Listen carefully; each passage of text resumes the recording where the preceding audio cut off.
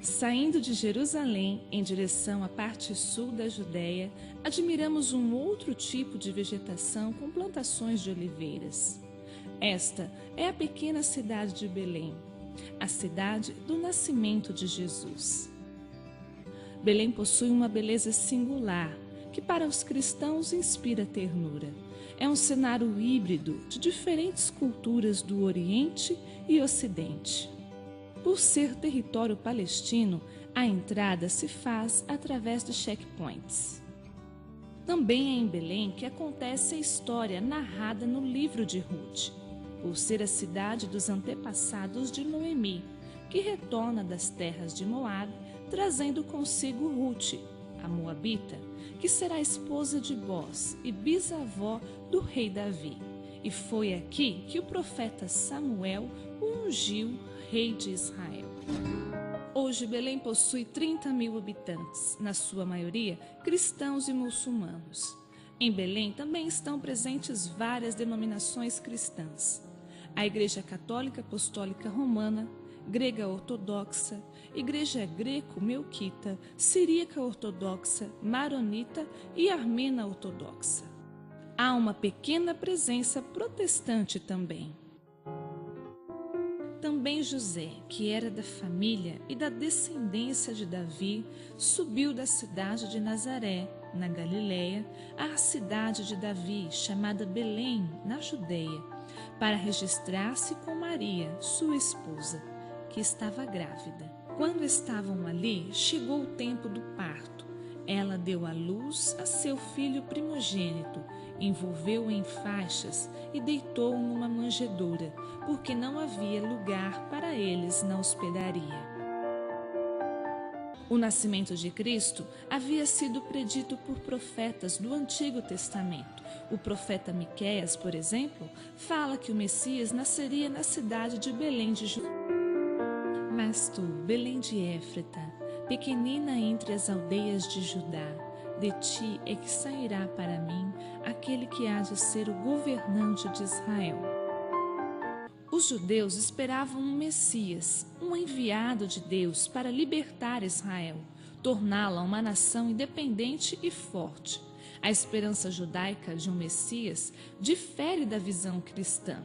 Para o judaísmo, o Messias não seria Deus. Jesus, na nossa perspectiva, a perspectiva cristã, é a Shekhinah, a presença de Deus. Não diria que é um anúncio depois de realização, não. Quando Deus se veste de carne, se torna pessoa. Então, esse elemento, mas nós estamos no mesmo contexto. A arca.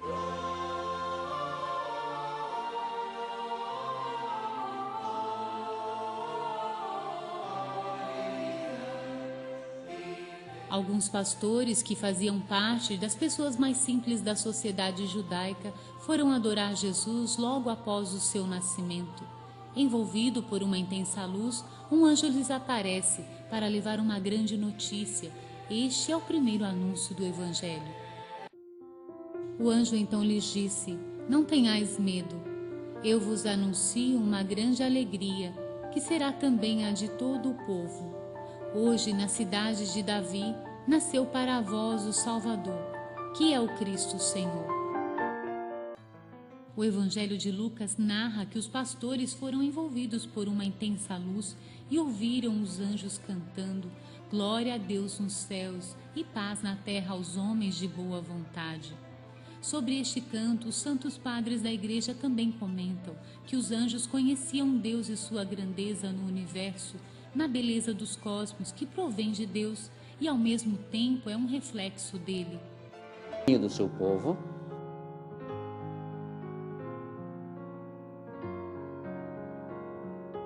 O Evangelho, após o nascimento de Jesus, não menciona mais Belém.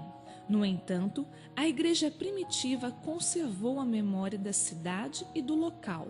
Após a segunda revolta judaica, no segundo século, o imperador Adriano profanou diversos locais sagrados para os judeus e cristãos, com a intenção de destruir a memória de tais locais.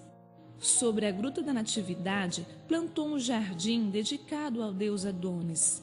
Este acontecimento nos é narrado por São Jerônimo em seus escritos. No ano 325, São Macários, bispo de Jerusalém, vendo a precária situação dos locais santos, devido aos anos de paganismo na região, pediu ao imperador Constantino alguma providência e foi atendido. O imperador mandou construir na Terra Santa 3 basílicas em honra à vida de Jesus. Uma delas é exatamente a Basílica da Natividade, que está situada sobre a gruta onde Jesus nasceu.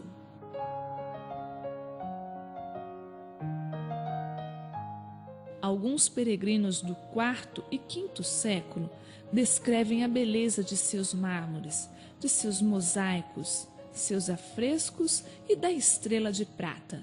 No entanto, no ano 529, devido a uma revolta samaritana, a basílica é incendiada, quase em sua totalidade.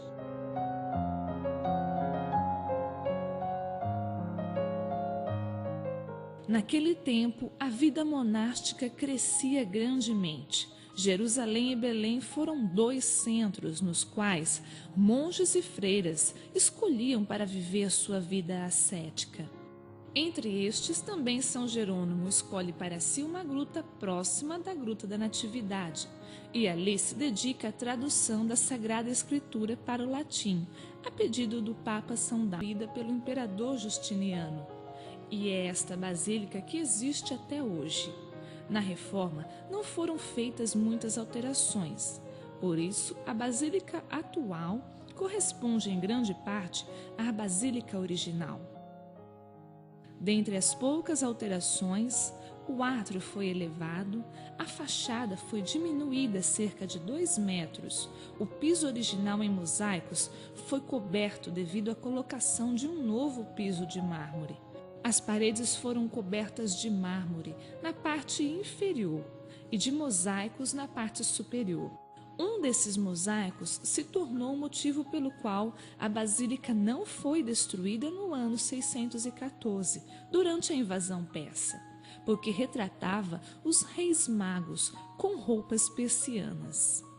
As colunas feitas de mármore receberam as pinturas da Virgem Maria e de outros santos do Oriente e do Ocidente, como Macários, Eutímio, Sabá, entre outros. Durante a reconstrução, houve também uma modificação no espaço localizado acima da gruta, que foi enlarguecido nas laterais, criando-se ábsides, dando à basílica a forma de cruz. Foi construído um presbitério semicircular que possui acesso por todos os lados. Foram feitas 2 novas entradas de acesso à gruta, e a gruta foi coberta e um altar colocado sobre o local do nascimento de Jesus. Antes da dominação persa, os cristãos e os membros de outras religiões conviviam em paz e sem problemas quanto às práticas religiosas. No tempo da dominação, para assegurar a paz, os cristãos precisavam pagar taxas e impostos. E assim, o número de cristãos foi diminuindo progressivamente. Com a chegada dos cruzados, a situação melhorou para os cristãos. Quanto à basílica, não foi preciso reformar a estrutura, apenas foi anexado um claustro e um mosteiro cedido à ordem de Santo Agostinho, encarregada do zelo pela basílica. Em 1333, inicia-se a presença dos franciscanos em Belém, exatamente no convento construído pelos cruzados para a ordem agostiniana. Hoje, ao lado deste mosteiro está a igreja de Santa Catarina, que é a paróquia do rito latino, local de culto dos cristãos católicos da região. Nesta mesma igreja, o patriarca celebra a missa da noite de Natal todos os anos, e o custódio da Terra Santa, que é o superior dos franciscanos, celebra a missa da Epifania no dia 6 de janeiro. No século XVI, devido a um conflito entre os franciscanos e os monges greco-ortodoxos, pela posse do santuário, os gregos recebem autorização do governo local e assumem a Gruta da Natividade. Em 1690, os franciscanos retomam a posse da gruta e colocam ali uma nova estrela de prata com a inscrição em latim, que significa: aqui Jesus Cristo nasceu da Virgem Maria. A história. Em 1717, os gregos assumem novamente a posse da Basílica e do altar da Gruta do Nascimento. Entre 1810 e 1829, os armenos ortodoxos se estabelecem na Basílica, assumindo a ábside esquerda. Surge então o chamado status quo, que é uma lei não escrita, elaborada pelo governador muçulmano na época. Esta lei organiza o direito que cada igreja possui naquele espaço, evitando conflitos e estabelecendo direitos e deveres. O altar do nascimento de Jesus fica para o uso dos ortodoxos, e os franciscanos celebram em um segundo altar ao lado, chamado de Altar da Manjedoura, o local histórico da manjedoura onde Jesus foi colocado após nascer. A gruta é um dos lugares santos mais visitados, não só por cristãos, mas também por muçulmanos. No fundo desta gruta existe uma porta utilizada para as procissões. Esta porta conduz a uma série de outras grutas, que, conforme estudos arqueológicos, foram habitadas antes mesmo da era cristã. Depois que Jesus nasceu na cidade de Belém da Judeia, na época do rei Herodes, alguns magos do Oriente chegaram a Jerusalém, e a estrela que tinham visto no Oriente ia à frente deles, até parar sobre o lugar onde estava o menino. Em Belém é Natal todos os dias do ano.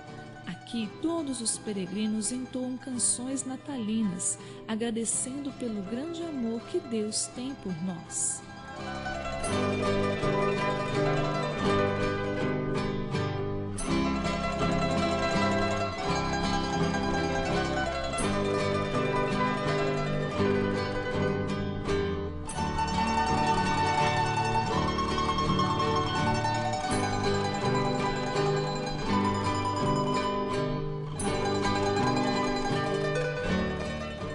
Hoje nasceu para nós o Salvador, que é o Cristo Senhor.